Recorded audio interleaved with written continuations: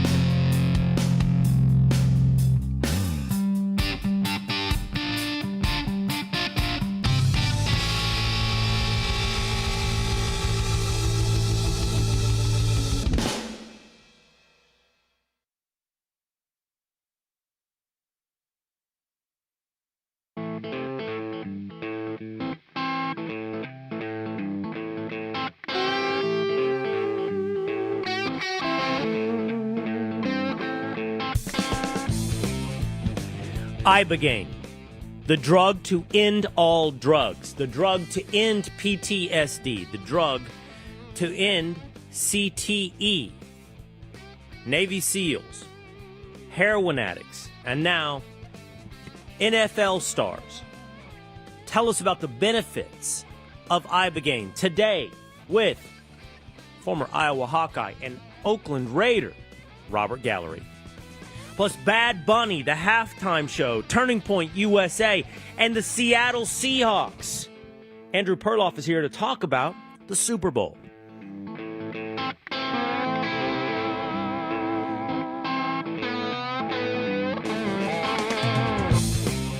It is Will Cain Country at the Will Cain Country YouTube channel, Will Cain Facebook page, Spotify, Apple. Happy Monday on what should be a national holiday, the day after the Super Bowl.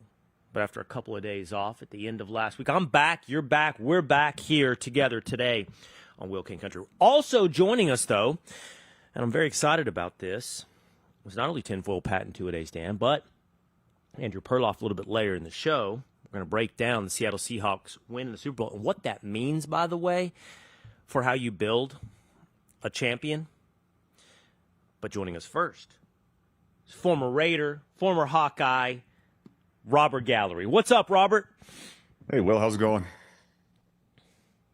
It's good to see you again. I last saw Robert a few months ago. I went to a documentary and panel session in Dallas, Texas on the benefits of Ibogaine. Now, Ibogaine is something that we've talked about together here on Will Cain Country. We've talked to former Navy SEALs. We've talked to Governor Rick Perry. We've talked to Brian Hubbard, the sort of hillbilly guru of Ibogaine. But one group of guys we haven't really talked to is a guy like Robert. A guy that was in the NFL for a long time, college football. And I was excited that day to talk to you, Robert. I wanted you to meet one of my friends who has a life and a story not totally dissimilar from yours. And it was really interesting to hear you that day, to share your story and to share your experience with Ibogaine. So I was yesterday with a bunch of guys, and this conversation came up. Like, we just started talking about it. Just started talking about Ibogaine. And you know what was interesting, Robert? How few people know, have ever heard of it, have ever heard of this. And I don't want to pretend like it's a miracle drug, Robert. And I think that was one of the questions I and my friend had for you that day. You know, is it being kind of built up as a miracle drug, a one-time does all the tricks, the drug to end all drugs? But let's just have a conversation. You start with, how did this hit your radar? Like, how did you learn what is Ibogaine? Yeah, I'm like most other people. I knew nothing about it, and until I heard Marcus and Amber Capone on Marcus Luttrell's Team Never Quit podcast, I had no idea. I'd heard about psychedelics. Obviously, I'd heard about ayahuasca and psilocybin, but when they started talking about Ibogaine, it really piqued my interest, not only because of the healing it did for Marcus himself, but also for me, it was hope. It was a point in my life that I was at rock bottom. I had tried many other things, many other modern medicine things for healing, and I was having no success. And so hearing about it, I heard his story. Listening to Marcus Capone talk, it was like me talking on the other end. And I actually told my wife that. I called her because I was driving up to our cabin at that point and said, "You got to listen to this. I'm on the radio," right? And she's already thinks I'm losing my mind and crazy. And then I say that, but it was the stories, the addiction, the depression, the suicidal ideation, right? So I after that reached out to vets, to Marcus and Amber, thinking that they would never, return my call. And I learned very quickly in the next 7 days after they called me what Ibogaine was and what it could do for you. Okay, we're going to talk more in a minute about Ibogaine. Let's talk about you for a second, Robert. Now, I'm a big football fan. I don't take for granted that everyone out there, for example, starts playing around on NFL mock drafts months before the draft in the spring, which I've already done for the 2026 NFL draft. But you've been on my radar before that. You were a stud at Iowa. You're the number 2 overall pick in the NFL draft by the Raiders. Offensive lineman, tackle, then played some guard. And, one of the things I was interested to hear from you that day, Robert, look, man, and I don't know that this is somebody that is very naive and perhaps somebody who hasn't experienced, what you've experienced, but you're a success. Like, you did it. You're a financial, I would assume, and, life success story. So what was going on? Why was there such a struggle? Well, I think that's part of it. I think that's part of the, some of the misconception, right? And it's more so in my head, right? Or in athletes' heads or in professional people's head, but it's never enough. Whatever you accomplish, when you get in that mode and you do something for that long, it's never enough. It's the same with veterans, right? It's never good enough, no matter what they pull off. And so that, I would say that was part of it, right? Played at the University of Iowa, was part of a rebuilding process there. We became a very good football team, with lots of great players, and there was consistency. And then you get into the NFL and you're getting paid to do it. And being a high draft pick, tip that for that year, you're going to a team that didn't have a great record the year before. So, were there things internally that, I wanted to accomplish, like, making it to the playoffs, these things that never happened in my career? Absolutely. And did those things bother you and wear on you year after year? With coaching changes, 5 head coaches in 7 years, right? It's just a situation, not complaining, but that was the situation. So you're starting over every year. So the mental toll on it as a professional, that wears on you. And then take that many years of playing football, right? That's some other misconception that, we play on Sundays or Saturdays in college, right? And that's all you do all week. But, it's daily. You're daily in a helmet, and at my position, we're in contact every single day. And typically that leads with your head. You can't, as much as technique as you have, much things as they teach, you cannot block another grown man without throwing your head in there. And over time, obviously that takes a toll on you. And I didn't realize that, right? That's the naive part of me. It was my job. But after I retired and also in the later years of my career, I could really notice the changes, and I was more wondering what they were from. But looking back on it, obviously I know what it's from. But in that moment, you're just worried about your job and how you perform. I appreciate what you said just now. You said looking back on it, I know what it was from. And we're going to get to that looking back on it because, quite honestly, I think from what I've been able to gather, Robert, that's the great benefit of Ibogaine, is the ability to step outside of your ego and look back on what it is that is troubling you. And not to be too crude about it, but it's to figure out how to deal with your shit. But I want to kind of stay on you. I heard you that day. I mean, I've read about you. It was suicidal ideation. There were moments, I believe, where you thought about stepping out in front of a semi. You were training for a half marathon, presumably at that point in really good physical shape. I think you looked longingly at a gun more than once. How low did it get, Robert? Yeah, it was about as low as you can get. It took that, it took those instances, those and numerous times, right, with a pistol in my lap, with those thoughts while driving or when I was out running, all those things to where I couldn't get that noise out of my head, and I thought in that moment that's the only way I could make it go away.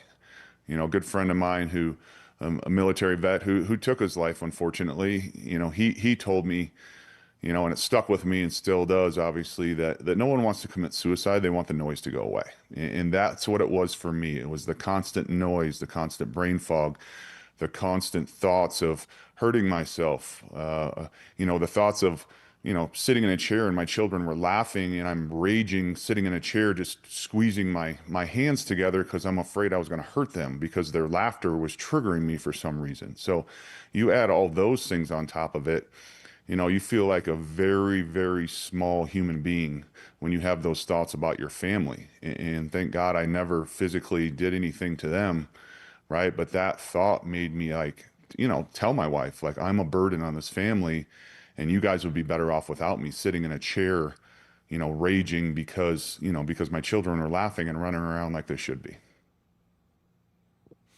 The noise, you talk about that, the noise in your head. Something that you and I talked briefly after the panel session about was kind of the power of habit. And this is something on the back end. And again, I'm kind of waiting to get to Ibogaine in a minute, but on the back end was something that you were able, it seems to be one of the benefits that it provided you is a clean slate from which to build good habits. So when you talk about the noise, is that sort of the product of an accumulation of bad mental habits? In other words, bad thought building on bad thought, incapability of escaping the spiral of bad thought? Absolutely, yes. It was the not being able to get that out of your head, right? And not having the tools, right?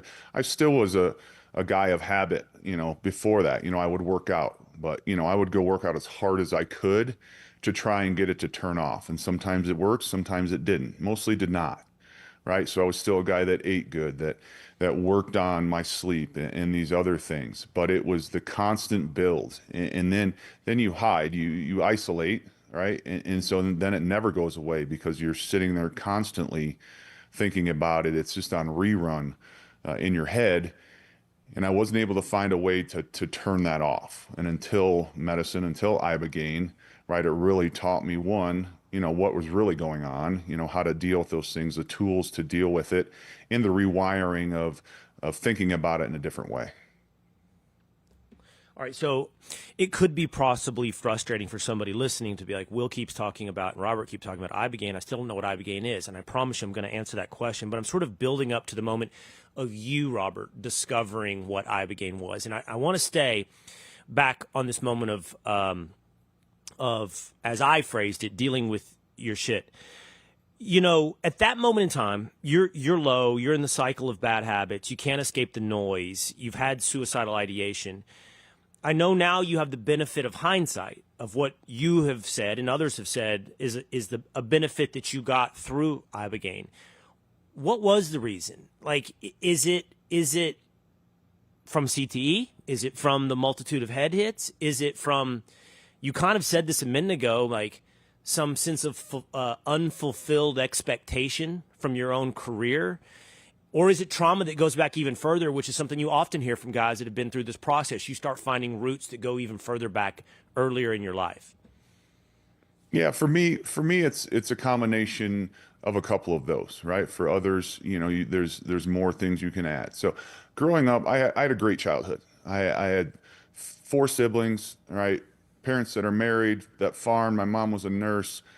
My parents were tough, right? They were strict. They expected a lot, but I didn't think before or after my Ibogaine that I had childhood trauma. They taught me some lessons that I went back in my 30s and said, hey, thanks for the way you did that. I may have hated you in high school for a minute because of it, but I understand now, because I'm a father, why you did that.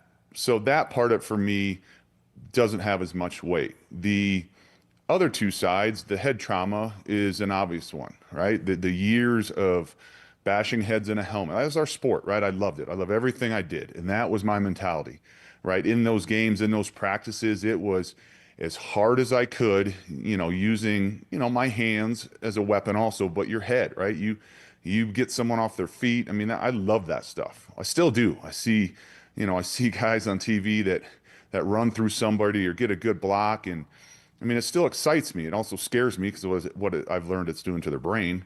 But that's the type of player I was. So you add that, and then on top of doing a sport for so long, whether it's a sport, whether, it's you're a military veteran, you're doing one thing and it's your career and you're doing it for many, many years, right? So you change as a person, how you think about it, how you attack it, the things you do, right? So there's expectation, there's how you feel about what you should be doing, all these things about being a professional. When you get to the highest level, you don't get there just because, you're skipping through the forest, looking at the flowers and the trees, right? It is a laser focus on doing the very best you can at your craft, and taking it personally, right? We did not do a lot of winning when I was with the Raiders, and I that wore on me, right? Because it wasn't just like, oh, game's over, oh, we lost again, we're 2-14, let's go have dinner, right? I was angry, right? Like a lot of other guys were. I'm not saying I'm the only one,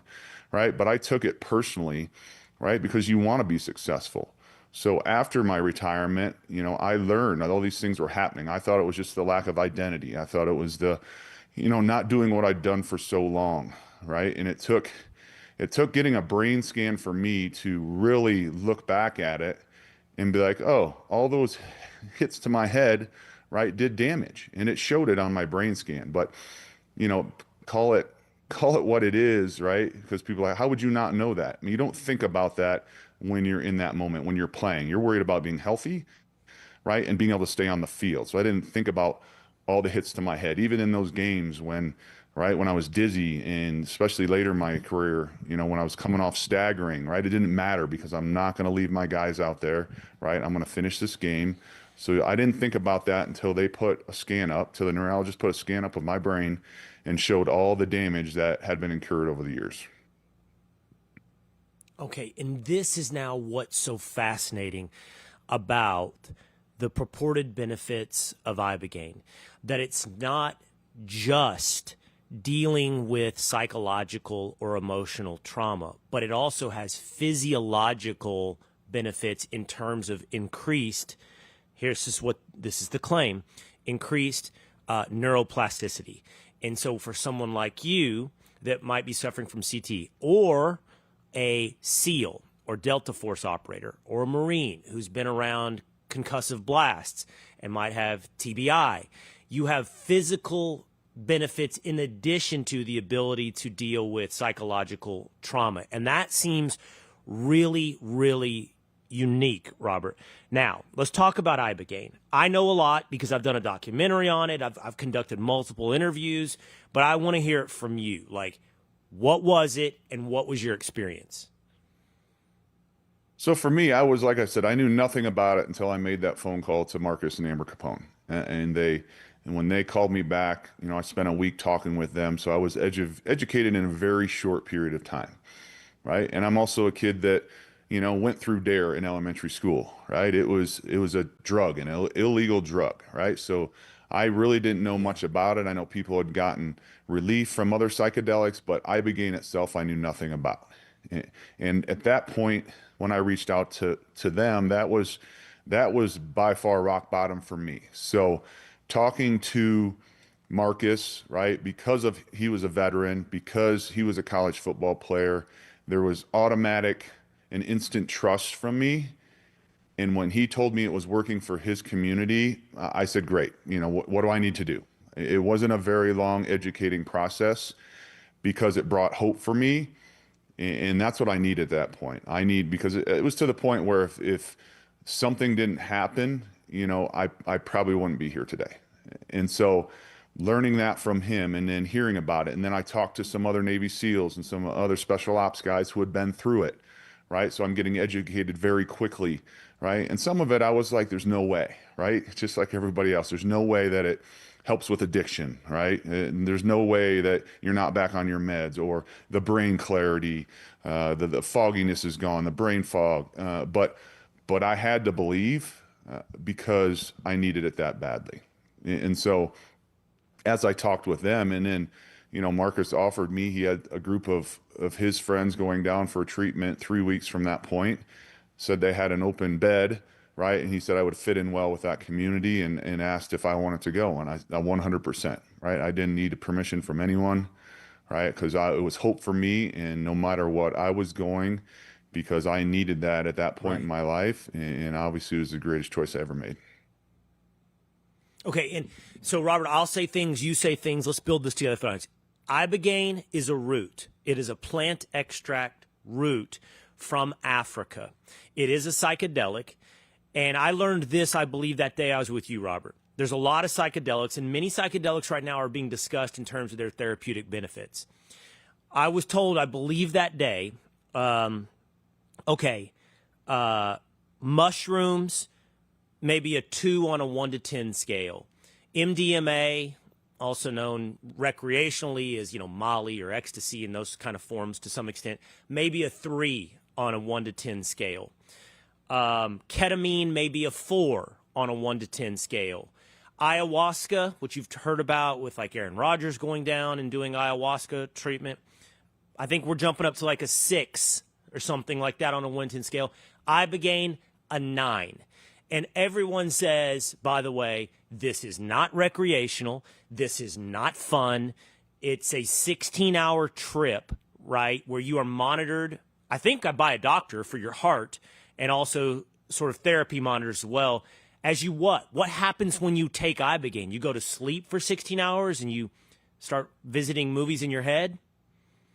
Yeah, I think it's a combination of things, right? So in my experience and many others, but in my experience specifically, right, once I've ingested that medicine, I could feel something starting, and that's your heart racing, that's your anxiety, that's some sensory things, that's some tingling, right? There's some noise that I heard that they had warned us about, right? And as that kicked in more and more, then it turned into having some hallucinations, still being awake. I'm under a mask, right? That's laying on the ground, hooked to an EKG, doctors in the room, therapists in the room, monitoring you, but for the most part, letting you work through it yourself. And so I'm under that mask, right? And they told us, hey, if you need a reality check that you're in the room, that you come out, look out from under the mask. And I did that a few times when it first started because I was scared, right?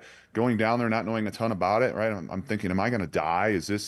Am I ever going to see my family, my wife and kids again? Right. So I made sure I was back in that room and could feel the floor and see I was laying on a bed. But then once I decided that, hey, I need to stay in this, I kept the mask down. And that's when it really started, right? It started with, seeing some lights, seeing some flashes, seeing different shadows, and then it turned into getting deep into the medicine for me. And like you said, it was this movie reel, right? I'm floating, up in the universe, the stars and all these lights are going by, and then all of a sudden this old movie starts playing, just flying by me, right? I see it in the distance, and as it gets closer, I see these instances from my past, right? Good things, bad things, things I was, I regretted, things that I was very happy about. It wasn't in any particular order, and so looking at these things, feeling the joy, and actually feeling while I was up there, it was. Whether it was good or bad, there was actually some feeling. I had gotten so numb to these things, right? Because I was just suffering and I didn't want to think about any. It was like, oh, wow, that brings a lot of joy to my heart. And I remember grabbing some of the stuff out of this movie, out of the sky, throwing it at my heart. I was like, I want to keep that, right? Because it brought me so much happiness, right? And there's other things I grabbed and tossed and it took off and, flying out in the universe. And so that was a big part of it for me. Different people have different have different things they see, or maybe it's more colorful or more intense. To me, it was just over and over living through these things, right? And feeling the feelings of them, right? Being mad about some of them, right? Seeing things in a different light, right? Maybe some of my failures that I saw. It's like, oh wow, right? Like the ego part of it, right? Letting the ego go, right? Man, you did accomplish a lot, right? Look at all these things you did. So that part of it was for me, and it seemed, hours. It was, 10, 12, 14 hours, right? And to a point where, I felt like early in the morning, I remember this just going on and on and on, and I finally just gave in and was a part of it. And then I remember waking up, right? So I think that happened for many, many hours to the point of exhaustion. And then, I woke up out of a sleep, after it had mostly worn off.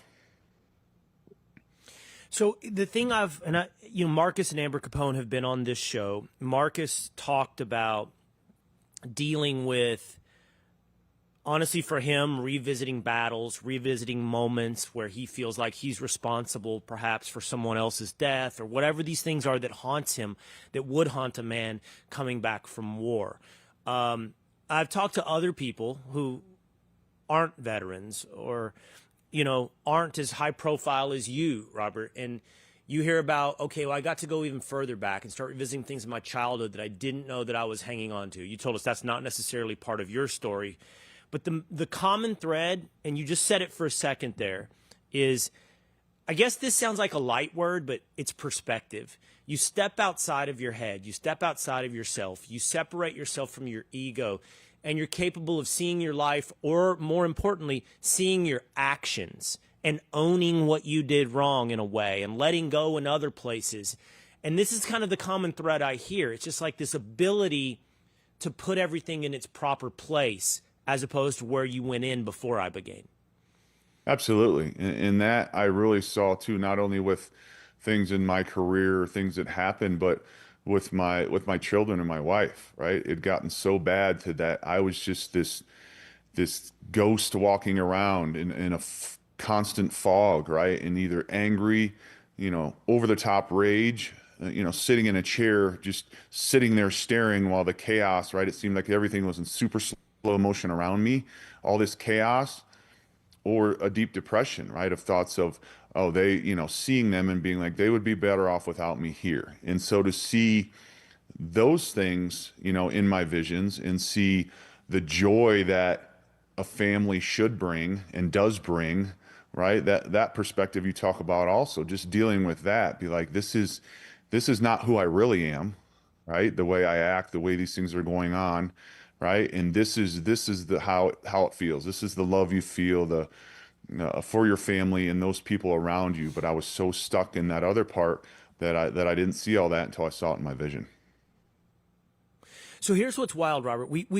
For everyone listening that's just learning about Ibogaine, this has also hit the middle of the news cycle, and specifically in my home state here of Texas, because one of the great champions of Ibogaine's legalization, it's not legal in the United States. Robert, I believe you went to Tijuana, right? I know a lot of people go to Mexico to do this. Is that Texas has passed $50 million in research to do on, I think they're going to primarily focus on drug addicts and veterans, and it's going to go through clinical trials in the state of Texas. They tried to get it done in Kentucky. This is where Brian Hubbard comes in. He pushed it for a while. I believe that Andy Beshear, the governor of Kentucky, who, by the way, his family is connected to the pharmaceutical industry, shut that down in Kentucky, and the effort sort of moved to Texas.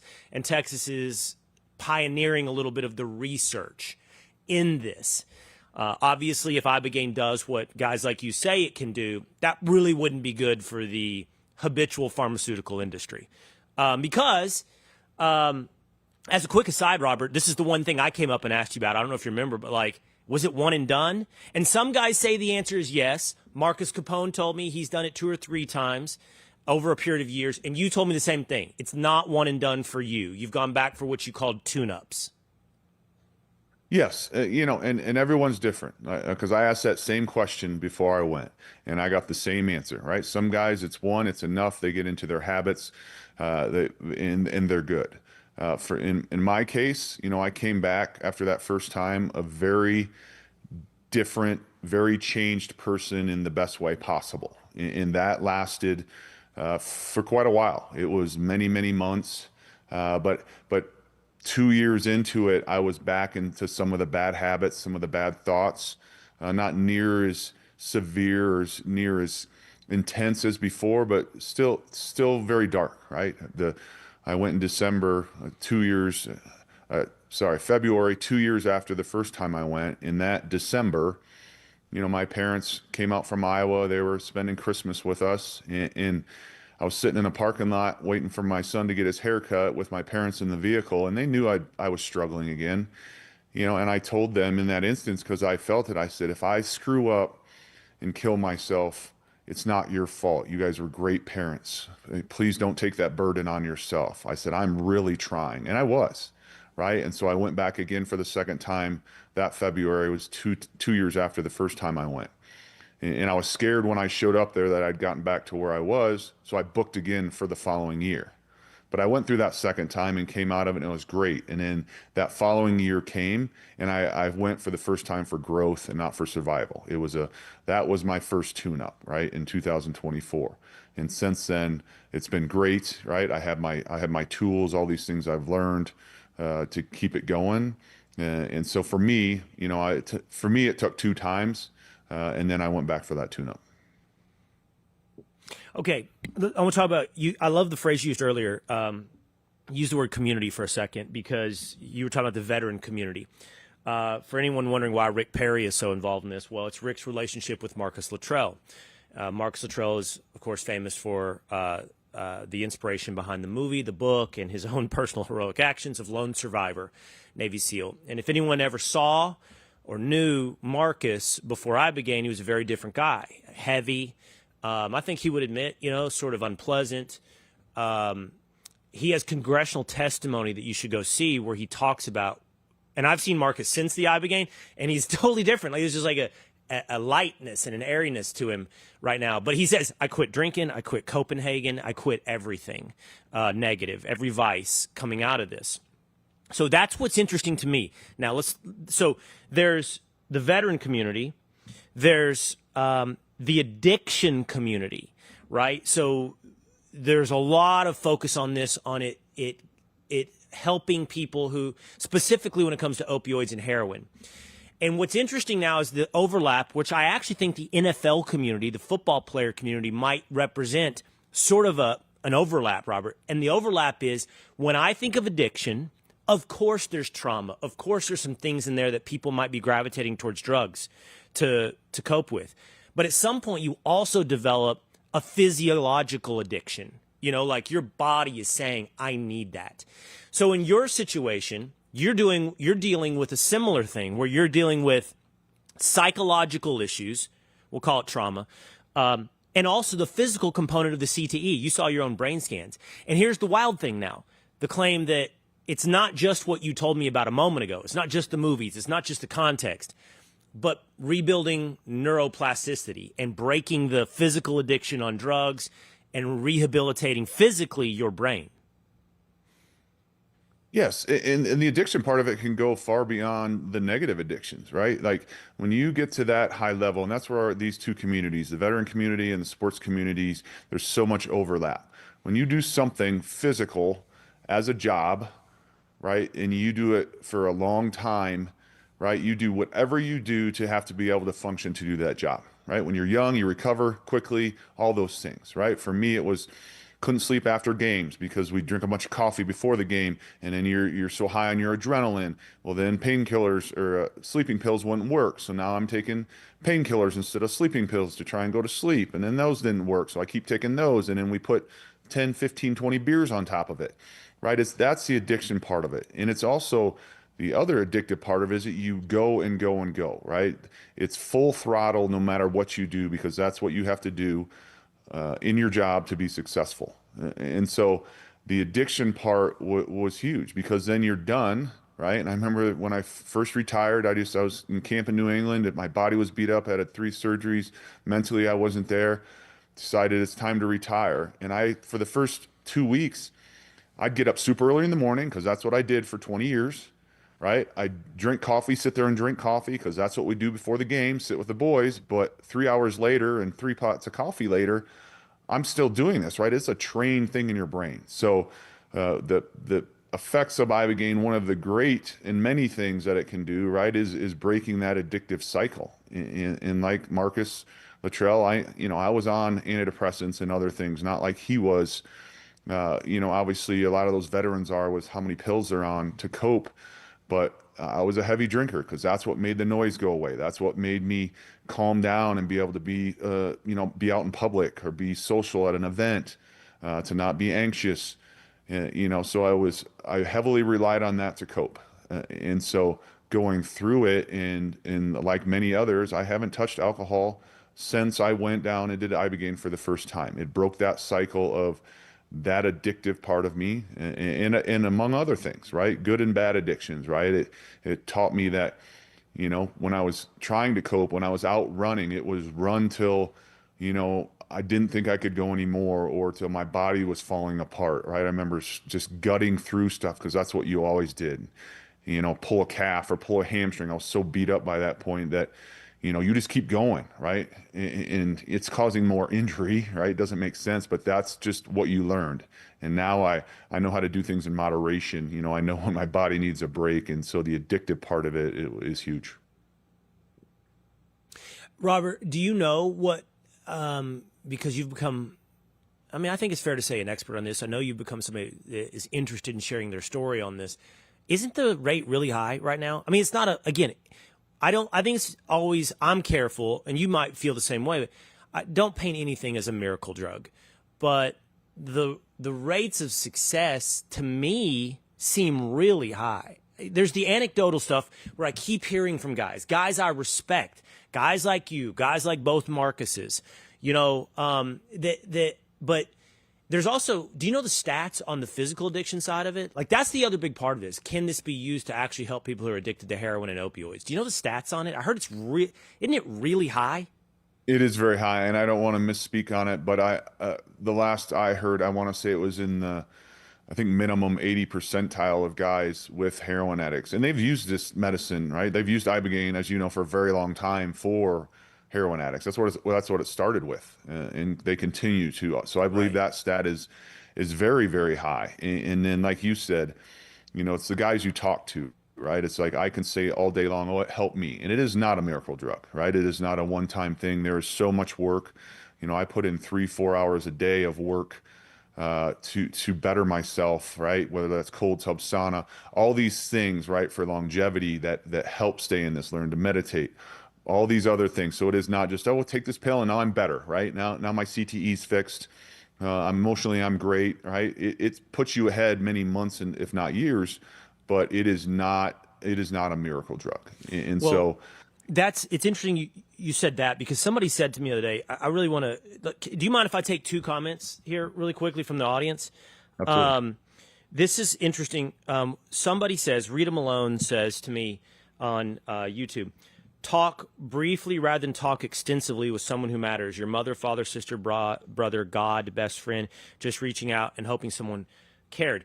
Tell me if this is fair, Robert. A friend of mine said this to me recently. Talk therapy, right?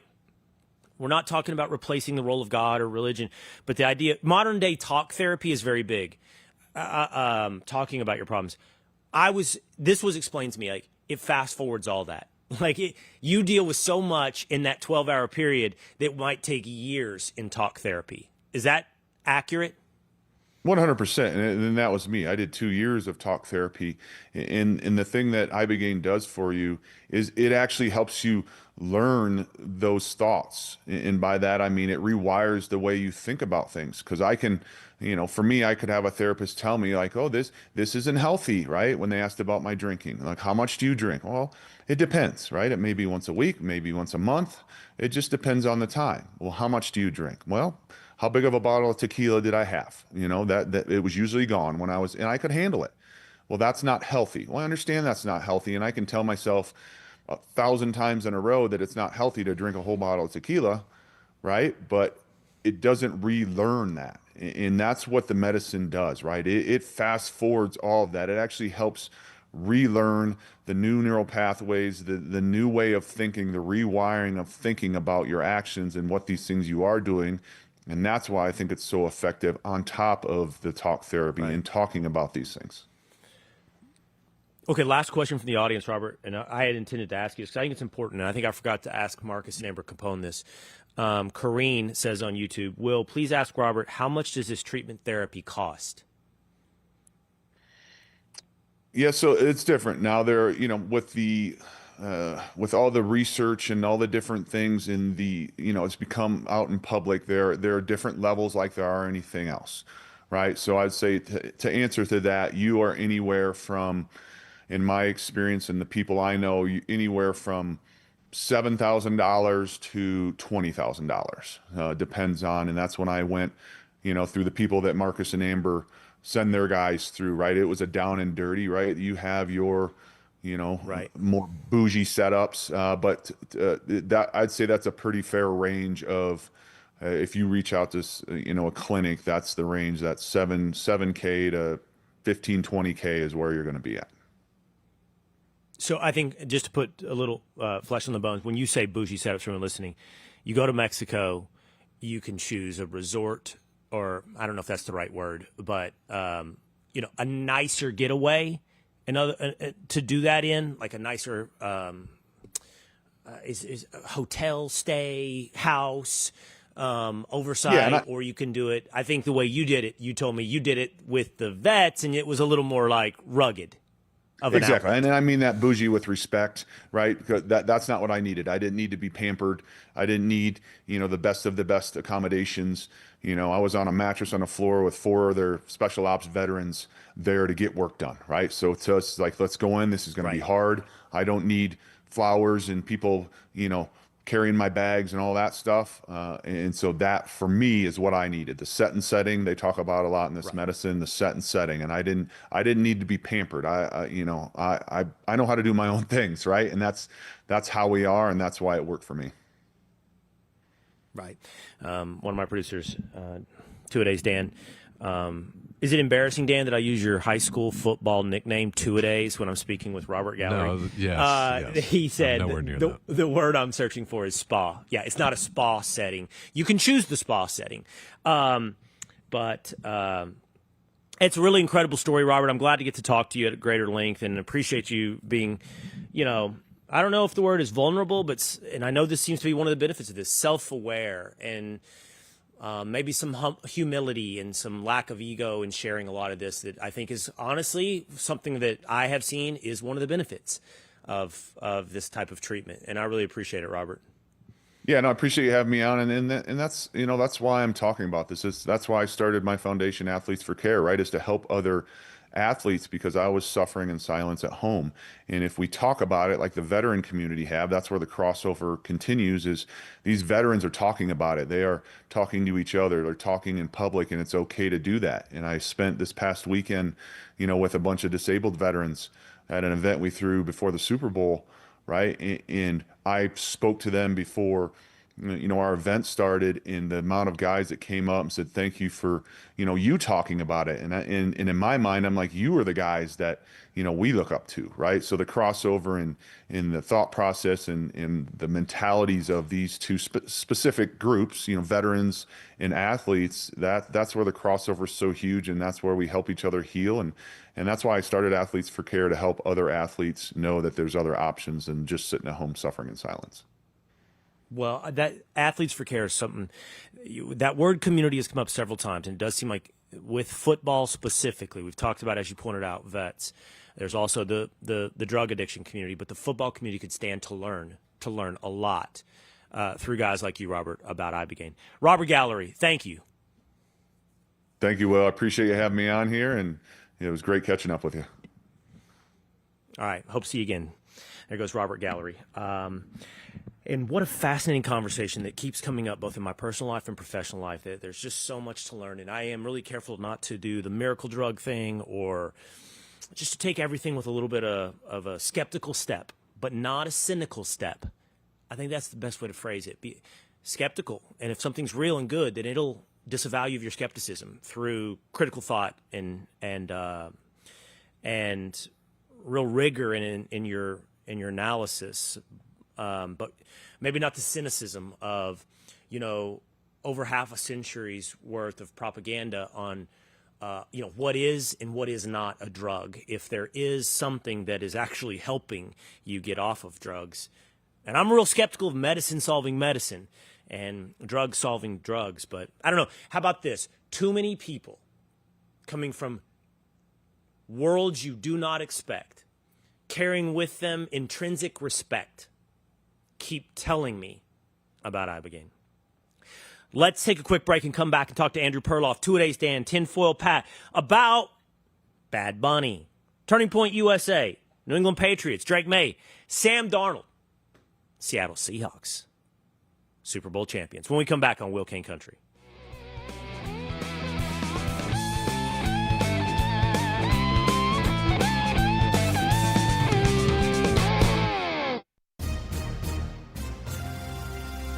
From around the world, Trey Yingst, joining us from Tel Aviv, Israel. to Washington, I'm Mike Emanuel. to your own backyard. If a story impacts you or your wallet, we're on it. It's the Fox News Rundown. We give every story the deeper look it deserves with must-listen interviews and smart analysis from the voices you can trust. Start your day with the Fox News Rundown. Listen and follow now at foxnewsrundown.com or wherever you get your favorite podcasts.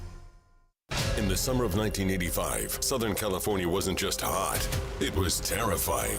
A shadow stalked the suburbs. They called him the Night Stalker. So far, 6 communities have been the target of the so-called Night Stalker. Fox Nation Investigates presents Beware the Night Stalker. Do you admit to being evil, Richard? We are all evil in some form or another, are we not? Listen and follow starting February 10th at foxtruecrime.com or wherever you get your favorite podcasts. From around the world, Trey Yingst, joining us from Tel Aviv, Israel. to Washington, I'm Mike Emanuel. to your own backyard. If a story impacts you or your wallet, we're on it. It's the Fox News Rundown. We give every story the deeper look it deserves with must-listen interviews and smart analysis from the voices you can trust. Start your day with the Fox News Rundown. Listen and follow now at foxnewsrundown.com or wherever you get your favorite podcasts.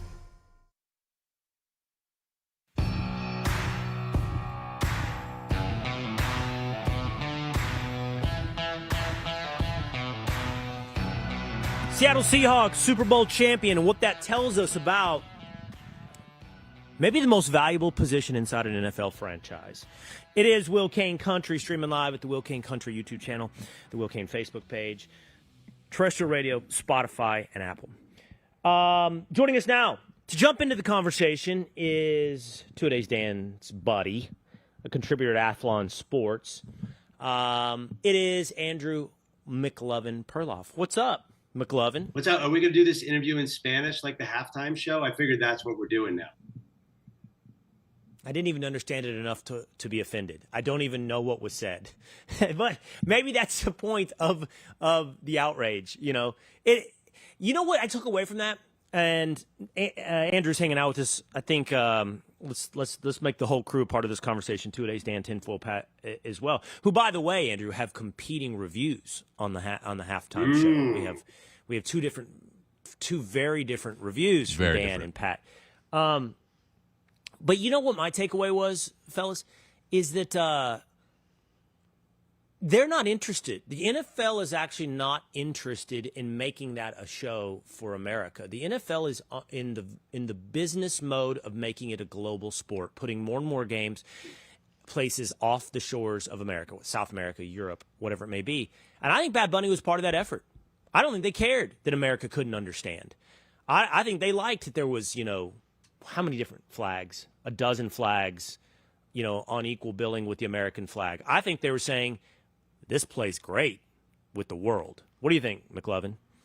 Well, you're 1,000% right. Because there's no way Americans are going to care for that. A big chunk of America is going to want to hear that. But I do think that the outrage was a little bit over the top, because I felt like all my liberal friends had to love the act, like two-a-days, no matter what it was going on. And all my conservative friends had to hate it, where all my sports fan friends were in between. Like, they don't care. They're like, if you're going to bring back Tom Petty, I'll listen. If you're going to bring back The Who, I'll listen. But they didn't like Kendrick Lamar last year either. So I think the politicization of it was a little over the top for me. Yes, Dan. Who cares? This is where you get to jump in. Okay, you know that today I trend a little more towards who cares, and certainly a lot more towards who cares than most of my fellow conservatives. You know that that's probably true, right? And despite popular conception, outrage isn't really my biggest currency. However, I don't love it. I don't love a dozen flags from across the Americas. This is America, not the Americas. Factually correct. It's like it's turning America into the Americas. I'm sorry that it's just but telling you geography. The whole point of getting the politics out, but are you going to tell me, Dan, do you think it was a politically agnostic performance? So don't get mad at me for feeling the politics. That's a leading question. Unless it was a politically agnostic performance. So was Bad Bunny putting it in? Because if he put some in, then I'm allowed to respond and think in the opposite. Listen, it became divisive before this. I mean, to say that we need to have a separate one and all that is one thing, but then he's talking about everyone coming together and being together, and hate and love is better than hate and all this stuff. How is that divisive who's at hating, all? Dan? How come everything you disagree with is hate? Yeah. Right. How do you have a monopoly on love? I just can't figure this out. You have a monopoly on love, and the rest of us are boxed into hate. I see what you're saying, but there are people who do hate out there, and he's talking to those people specifically. What? This is like the Nazi thing. Okay, are we doing a halftime show to tell everybody that the 0.2% of Nazis out there are bad again? We got it. They're bad. And that's why they're 0.2%. But the whole thing was a lot of fun. It was just a good show. It was just a fun, great show.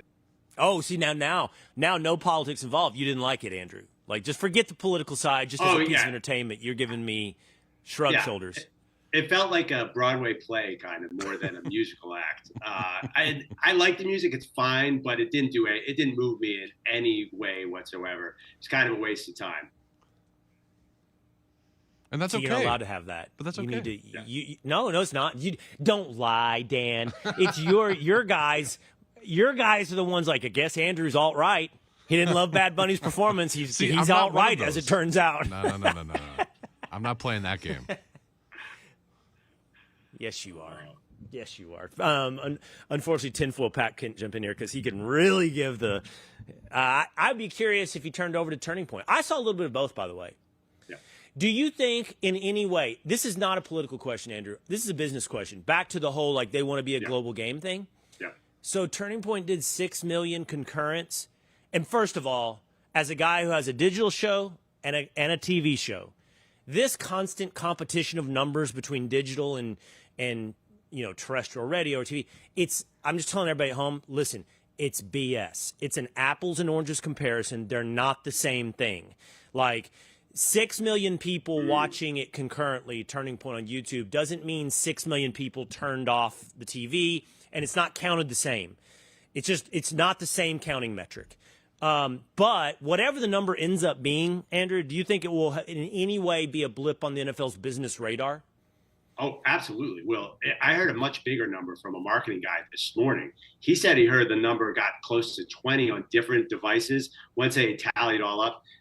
I mean, that's a lot of eyeballs away from the NFL. Now, you're right. You can do both at the same time. But Apple's paying millions and millions of dollars for this, and you're losing, even if it's just $6 million, I think it's higher. That draws the attention of Park Avenue, the NFL office. Absolutely, I think it's a big deal. You're so right about the international games, so I think they're willing to take that hit. But the sponsor probably called Roger Goodell this morning to be like, what the heck? 6 million people were not watching this? That is a real number, and I do think NFL did not like that. Yeah. Well, what would they do? Okay, don't you think this is fair to say? The NFL is a business, and the ultimate thing in business is green, not red and blue. Yeah. Not black and white either. It's green. And they're going to want to make the most money possible. So they may look at it and go, well, we need to pivot. We need to be a little more in tune with an audience so that we don't lose 6 million. But that may be offset against whatever they feel like they gained, I don't know, in viewership in Rio de Janeiro or in, San Juan, wherever else they're trying to, I don't know, maybe in Barcelona, wherever they're trying to get the new audience, it's going to be offset against whatever that calculation was.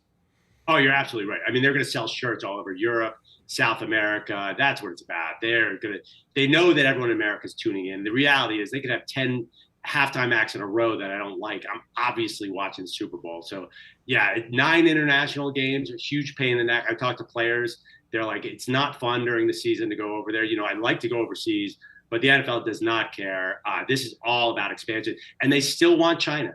You know what I mean? Like, they've been trying to get into China for 30 years. I used to work at the league office, and there was a China initiative in 2003. And they just, it's gone back and forth because they think there's a big, big audience. Wait until they do some Chinese halftime show. Then, the Olympics one was pretty great. This is going to be... Beijing was a pretty great opening. Olympics what? Opening ceremony? Yeah. I didn't see it. What? And I'm not an anti-Olympics guy. it just didn't. It didn't. I actually like the Olympics, summer more than winter, but I didn't see that. Okay, let's talk football. Okay, let's talk football for a moment. So this is my thought, Andrew. We're just having a conversation. I think that let's take a minute. I want to celebrate Sam Darnold because I love the story. This to me is one of my favorite stories in terms of, like the intrapersonal, the character-based thing. Just on that level, not on the team building level yet, but like this dude, Jets, Panthers, Niners, Vikings, now Seahawks. I just did 40 minutes with Robert Gallery. I don't know if you got to pick up on any of that, but Robert Gallery was just with me talking about he was talking, and I think what he's been saying is also like part of what like weighed on Robert was a sense of failed expectations. Look, Robert played in the league for what was it, almost 10 years. So come on. It's a rare individual that gets to do that. But as I guess maybe as the number 2 pick in the draft, and in some sense that he was going to be one of the greatest to ever play the game, maybe he's dealing with some sense of disappointment, right? And Sam, my point is, all of that would have been there for Sam too. Sam's a great quarterback, but so much was expected of him, and now you see after 5-6 teams, he actually did it. He did the thing that everybody expected him to do. I was rooting so hard for Sam Darnold because, like you, I'm in New York, and a lot of Jets fans said, this guy's a bum. This, attacked him way beyond just a player as a person. And I kept saying to everyone, it's the Jets. If you get this guy in the right situation, he could be a good quarterback. And there's a big lesson in that. First of all, guys don't get it immediately. Sometimes they develop into it. Second of all, they got to be in a supportive place. And it's interesting to me, every Jets quarterback, I did some numbers, they basically improved their numbers by 20% the day they leave. Brett Favre came here, left, had an MVP kind of year. Obviously Sam Darnold, Geno Smith. I think Zach Wilson could someday have a good year too, because teams can ruin quarterbacks. We learned that. And that's absolutely what was happening with Sam Darnold. He can move, he can throw the ball. I was talking to Kirk Herbstreit about the 2017 Rose Bowl. I don't know if you remember this game. USC Penn State. Sam Darnold brought them back in the fourth quarter, 5 touchdowns, beat Saquon. That guy has everything. You could tell it was a team. But here in New York, they're like, he's a bad dude. But I was so happy for him. I don't think he's the most electric guy ever. He's not the most exciting personality. But he, if you weren't rooting for him, I don't get it. Because who doesn't want to see that kind of redemption story? And he's a classy guy. Like, he's never said the wrong thing, always works hard. So, yeah, I'm totally with you on that. But I love it for Sam because, like, I want my kids to see that story, right? And go, look at what resilience looks like. Yeah. Look what believing in yourself looks like. Look what fighting through external expectations of pressure and success and surviving that looks like. And I just think there's so much to learn as a human being from Sam Darnold. There's also a lot to learn from the NFL, like you said, about team building, about teams can ruin. Because he's not alone. I mean, he might be alone in the fact that he actually went and won the Super Bowl. But Baker is another guy whose story is somewhat similar, right? And there's a ton of them in the NFL right now, second and third chance quarterbacks, and it really kind of raises your eyebrows about the best way to find a guy who can win you a Super Bowl. Well, also, every great quarterback has a resilience story. Every single one. Name a quarterback. Aaron Rodgers, junior college. Josh Allen, junior college. Josh Allen had to write Facebook posts to get attention. Russell Wilson lost his job to Mike Glennon. Just go down the list. They all have something. Sam Darnold's funny. His dad was, his grandfather was a famous basketball player, really famous. So he was raised, in prosperity. He did not have a lot of diversity coming out of USC, and then he got it. And the fact that he was able to overcome that is huge. And that seems to be the one ingredient, Will, and I think you'll agree to all great quarterbacks and really all great players. You have to learn something in adversity. It just can't be handed to you. At some point, you're going to have tough times. And how you respond to that and what you learn from that kind of makes you a better player. I think of Jalen Hurts. I'm an Eagles fan. He lost his job to Tua in the middle of the championship game, and then he comes back and wins the Super Bowl. Yes. It seems like there is something like magical about that turning point with every player, and Sam's just the latest. But okay, let's play. I want to come back to the Eagles because I think there's something there that is ultimately what I'm building towards here. That's interesting. But if you're a team, I'm not the Raiders, because the Raiders are going to pick Fernando Mendoza, and they should pick Fernando Mendoza. But let's see. Who else? Well, the Jets. Actually, the Jets are a great example. Who needs a quarterback? All right, so you got the Jets, and they've got multiple first-round picks, and they could go with their second one, maybe, and grab a guy like Ty Simpson, right, the quarterback from Alabama. And Ty Simpson, I think, in most mock drafts is kind of like late first, maybe second round quarterback. And far from a sure thing in most people's guesstimation, right? Far from a sure thing. You sit there and you go, is that the best way to get my quarterback that can take me to the promised land? To burn that asset on an unsure thing of a quarterback, right? Coming out of college. Or if I'm a GM, I'm sitting there going, are there any other scrap heap quarterbacks that I can take a closer look at here that might have a Baker arc, might have a Sam Darnold arc, right? And by the way, there's more guys than those two right now. And not just theoretically, Andrew. Like, who could that be? Like, if you're running an NFL team, I think the Jets are the perfect example right now, actually. Not high enough up to get Fernando Mendoza, no Dante Moore in the draft. Like, what do I do? Well, do I go for Ty Simpson and really stretch my draft assets? Or is there another Sam Darnold sitting out there on somebody's scrap heap? Well, the guys everyone's talking about are Kyler Murray, who could be Sam Darnold. But I can never buy Kyler's hype. I just don't think it works, especially with the O-line with the Jets. You need the right system, and the Jets won't have it. Tua will probably be floating around. That is definitely not the answer. Then it's bridge guys, Kirk Cousins. Aaron Rodgers is not going to come back, but guys like that. It's not I don't see a Sam Darnold because I personally do not believe in Kyler Murray. Mac Jones is another one. The Niners don't want to trade him. Actually, he would be the two targets I would have are Malik Willis and Mac Jones. Now, Malik Willis from Liberty fell to the third round. He's going to be a hot commodity. He's going to get some real money here. Really? So I'm not sure the Jets. But I've never seen Malik Willis. Andrew, I've never seen Malik Willis show me anything in the NFL. He won games. Yeah. But was it Titans? I got to look back. He's played 11 games. His numbers are good. He's competed. No, he's okay. That's the thing. So to answer your question, the Jets should not invest in Malik Willis. They need to wait for next year's draft. So because next year's draft is sick. It's going to be totally loaded. I know we always say that. I think I said that last time I talked to you. They need to be in next year's draft. I don't know if that means tanking, but they need to be in the Dante Moore, Arch Manning, Darian Mensah. They need to get access to them. So this is an off year. I hate to say it. Ty Simpson's not the answer. That is not because you don't have the team around him, and then you're going to miss out on next year. There's a huge opportunity cost there.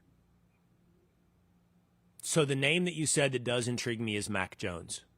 I think that Mac Jones could have a story like Sam Darnold's story. Mm-hmm. I think he won with the Niners. Mm-hmm. He was at the Patriots when they were bad. You put him in the right situation, just like Sam Darnold or Baker Mayfield, and you could see something. I would be very intrigued. That's the name. Kyler, I'm more intrigued by Kyler than you are. I'm a little more intrigued by Kyler as well. And by the way, no brainer, no matter. This is such a dumb way to characterize this. No matter what happens, because of course anything can happen, injury and just whatever. How about this? Just odds wise, Arch is going to be the number one pick in the draft. I don't know how it doesn't happen. I will. So, and I apologize for a slight delay. I need to come into Midtown, and we need to do a half hour on the Longhorns because I was telling 2 days he does not get it. Arch was solid this year. His O-line was terrible. The run game was terrible. His receivers, especially in the beginning of the year, were dropping balls. Next year, I was just at the Senior Bowl. Everyone's talking about Texas. That they got Cam Coleman, and you have Ryan Wingo and Cam Coleman. Arch is going to look great this year if they can block. Now, they didn't get the guys they wanted on the O-line, but they're going to be able to run the ball again. They got a running back, Hollywood Smothers. They have 2 running backs. They're going to support Arch this year in a way that they did not last year. I wrote a column in November saying Arch is guaranteed to be the number one pick no matter which year. Now, is he a little raw? Maybe, but he's tall, he's fast, and he's got a rocket. So Eddie's a Manning. He's definitely going number one, with the slight chance that Dante Moore could challenge him. And then I like Darian Mensah, who's going to be the Miami quarterback, as a third challenger. I like those three guys a lot. So, but I'm with you. And Twos doesn't get it. I tried, Will. I tried. Well, I think Arch was better than solid as the season went along.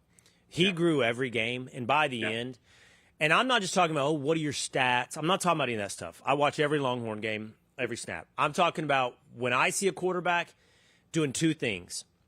You watch his head, and his head going across the field, going through reads, you know? So in other words, he's taking time, he's seeing that, and putting it on their numbers. But like, he should be there, I'm putting it there. When he started doing that, that's when I started thinking, oh, this is the full expectation. This is the full NFL quarterback version of Arch Manning, who, by the way, does have a good arm and can run. Those are extra benefits to me.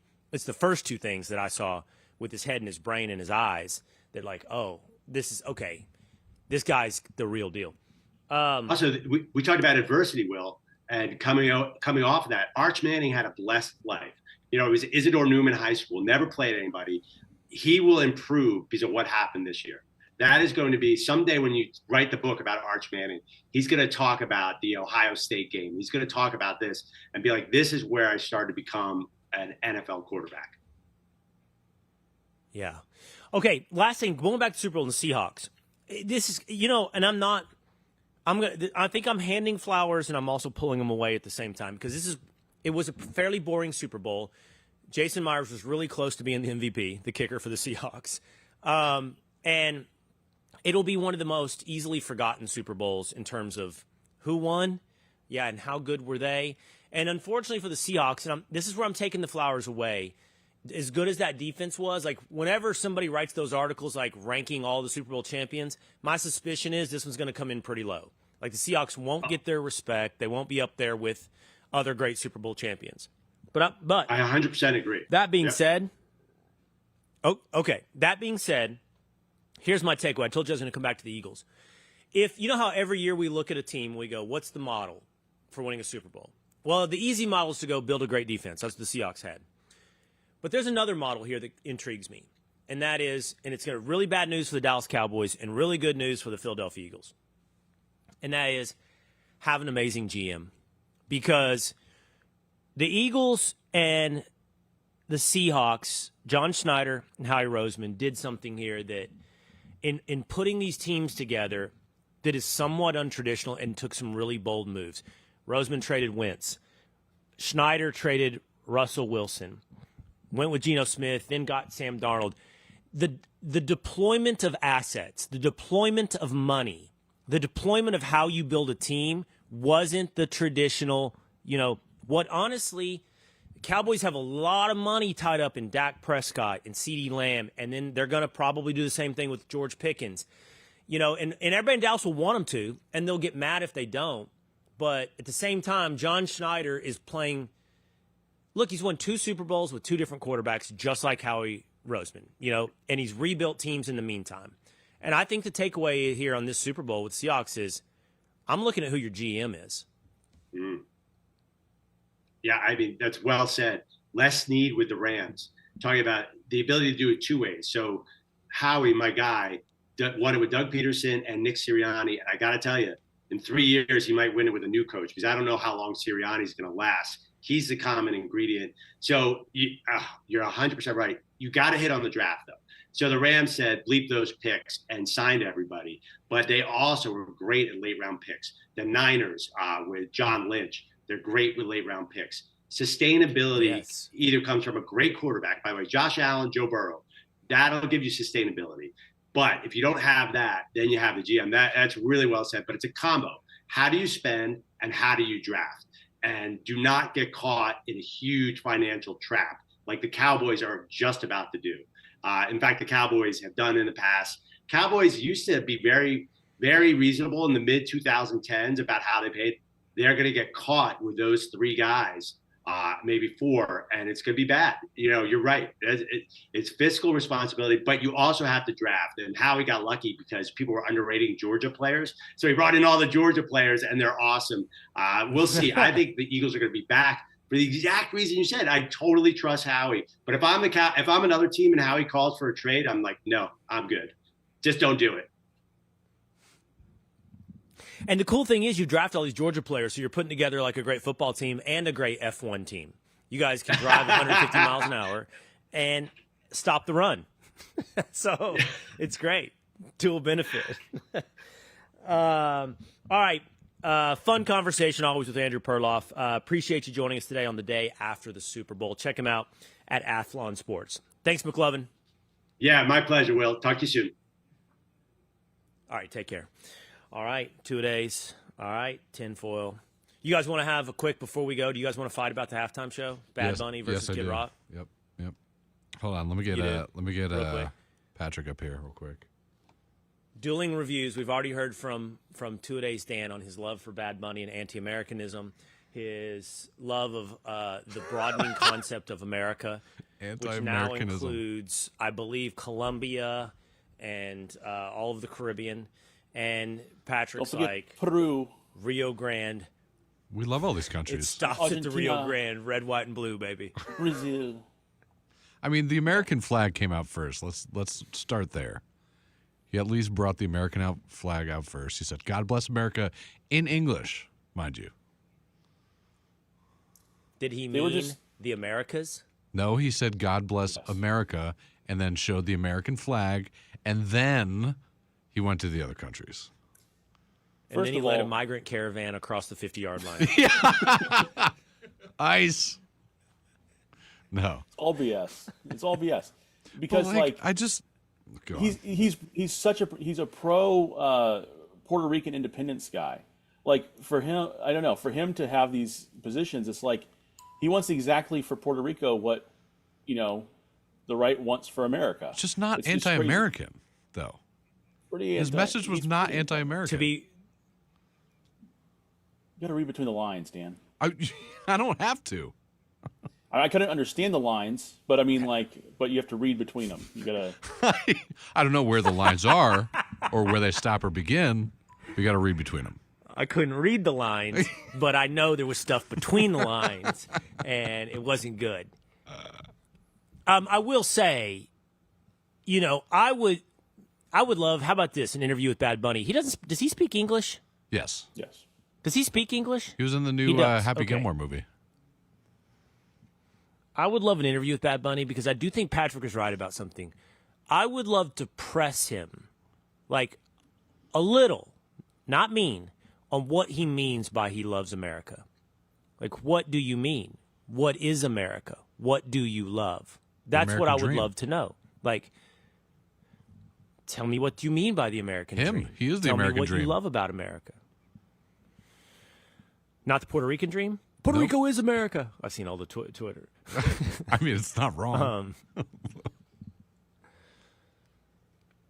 Just for the record, I don't want Canada to be the 51st state. I just want them to be like Puerto Rico. Don't say that. My wife's watching. She's Canadian, so. What about Alberta? If we just take Alberta. Canada. Don't worry, Canada. We are not going to put Greenland above you. You'll be on the exact same level as Greenland. Oh, God. What does that entail? Yeah. Territory. Sure. Territory of America. But let me ask you something. Going back to the halftime show. No senators. What would make you happy if next year, if Roger Goodell and Rock Nation, what would make you happy and be like, yes, that's it? Creed. Did you see the Budweiser commercial last night where there was a Clydesdale teaching an eagle how to fly? That? And at the end, the eagle flies and the cowboy cries. Yeah. Just do that. Just do that. They did. They were there on the field.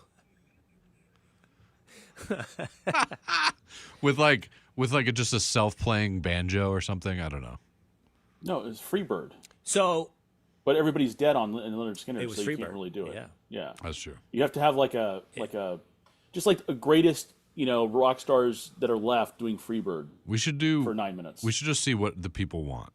I'm just curious what would make people happy because it's not about making everybody happy. I did see somebody say I did see somebody say that was a halftime show produced for 28-year-old club-going girls. It wasn't produced for the vast swath of America. And I think that's very fair. Like, Bad Bunny, I know he's best-selling and all. Yeah, well, you basically are the male version of a 28-year-old club girl. I take that as a compliment. I know you do. And I don't think that was like what America was clamoring for and or understood. But what is, Dan, is a great question. What is? What'll make everybody happy? The country as a whole. What'll bring everyone together? Like, what's something we could agree on that left, right, doesn't matter? Who cares? Everyone's going to be happy with it. Well, I thought the Michael Jackson stuff was always good. Well, that turned out a little suspect, so, you know. Did it? He did. Why? I think you're making accusations that are unproven, Dan. Well, then we got the Rolling Stones, which are from the UK. You know, I don't know. What would make everybody happy? I just want to make everyone happy and be happy to see. People say Morgan Wallen, but, you know. Practically American. Morgan Wallen wouldn't make everybody happy. The left would hate it. Yep. They'd hate Morgan Wallen up there. Yep. It would be great, though. It would be great. Hootie. I don't know. Hootie and the Blowfish? I'll call him up. The great crossover, because you can do a little bit of the country stuff with the Counting Crows. There you go. Oh, he's on the left, probably. Drop it in the comment section and produce the best halftime show. Let us know. Well, to answer Dan's question, what would make everybody happy? That's going to do it for us today here on Will Cain Country. Make sure you follow us on Spotify or Apple, and we will see you again next time.